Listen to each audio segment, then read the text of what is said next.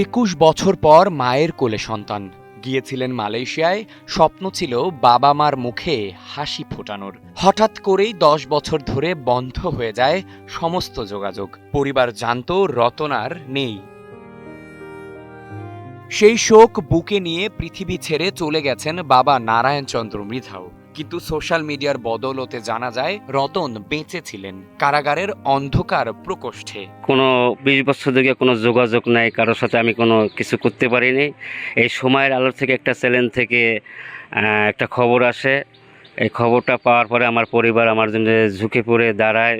এই যে সময়ের আলোতে এই যে জোবায়ের রানা ভাই, এদিন আমাদের টিউনো স্যারের জন্য আমি আমার দেশে ফিরে আসতে পারি 20টা বছর পরে।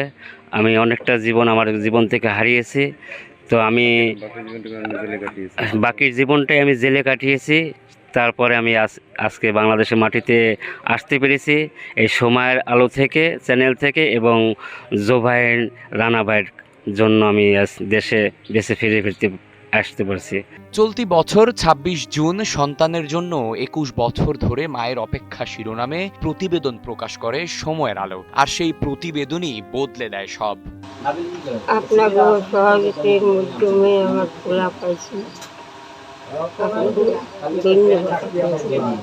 কাকি এখন কেমন লাগতেছে? ছেলে দেশে ফিরে এসে কেমন লাগতেছে? কেমন তো লাগতেছে আর ভাবেন না তো।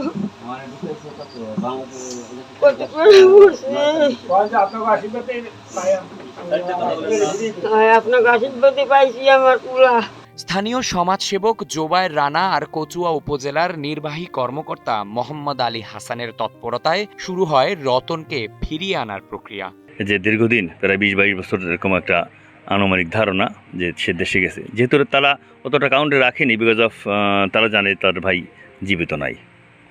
তো যখন জানতে বললো, যে ফেসবুকের মাধ্যমে জানতে বললো যে তার ভাই জীবিত আছে এবং মালয়েশিয়ান জেলে আছে, তখন আমি উপজেলা প্রশাসন, এসিলেন মহোদয়, টিওনো মহোদয়, থানা এবং আরও কয়েকটা দপ্তরে কথা বলে যোগাযোগ করি। এবং আমাদের ইউনো মহোদয়, উনি অত্যন্ত আন্তরিকতার সাথে উনি আমাদের সাথে কোঅপারেট করেছেন। উনি নিজে এখানে ভিজিটে এসেছেন সশরীরে, এবং আমরা সবাই মিলেমিশে দোয়া করেছি এলাকাবাসী, এবং সময়ের আলো এটা প্রচার করেছে। এবং টিওনো মহোদয় বলেছিলেন যেটা সামাজিকভাবে বেশি প্রচার হলে এরা ওদের সাথে আরও সহজ হবে। তো সেক্ষেত্রে সময়ের আলোকে আমরা স্পেশালি ধন্যবাদ জানাই আমার এলাকাবাসীর পক্ষ থেকে। তারা নিউজ করেছে এবং নিউজ লিডটা অনেক লক্ষ লক্ষ ভিউ হয়েছে, যেটা আমাদের সরকার গ্রহণ করেছে। 17 জুলাই প্রায় 20 বছর পর রতন পা রাখলেন মাতৃভূমির মাটিতে। 18 জুলাই ফিরলেন মায়ের কোলে বাগেরহাটের আন্দারমানিক গ্রামে। সেই জীর্ণ ঘরে যেখানে বছরের পর বছর পথের দিকে চেয়ে থাকতেন বৃদ্ধা মা পুষ্পমৃধা, সেখানে আজ আনন্দের জোয়ার। আমার নাম লিটন মৃধা, আমার মেজো ভাই রতন মৃধা আজকে 20 বছর পরে আমাদের ফ্যামিলির মাঝে ফিরে আসছে। জোবায়ের রানা ভাই এবং ইউনো মহোদয়, উপজেলা কর্মকর্তা এবং সময়ের আলো পক্ষ থেকে আমার ফ্যামিলির মাঝে আমার ভাইকে ফিরিয়ে আনার জন্য অসংখ্য ধন্যবাদ।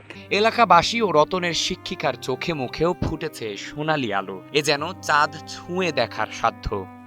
20 বছর পরে আমার ছাত্র রতন মৃধা ও মালয়েশিয়া গিয়েছিল, সেখান থেকে অনেক কষ্টে ও দেশে ফিরে আসছে।